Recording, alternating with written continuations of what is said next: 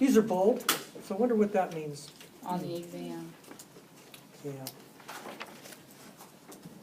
Bright field is most widely used. The specimen is typically darker than the surrounding field, and there's an example of it here.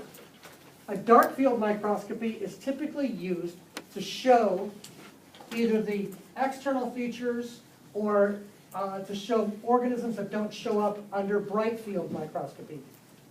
So we would try bright field microscopy first. Then sometimes if it doesn't work, we can switch to dark field microscopy. The third one is called phase contrast, and phase contrast is especially important for seeing the structures that are on the outside and also internal structures as well.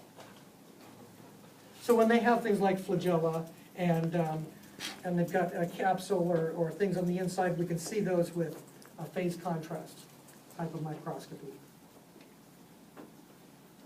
This is called fluorescence microscopy. We don't do that in the laboratory. Next, we have electron microscopes.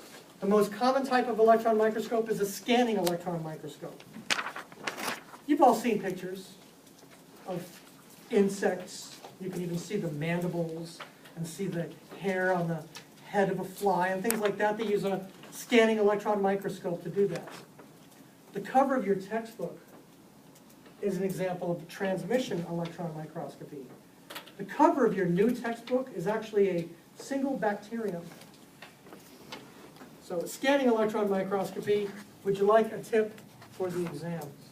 Yes. Did you know that the organism has to die whenever you look at it under scanning electron microscopy? The organism can't remain alive.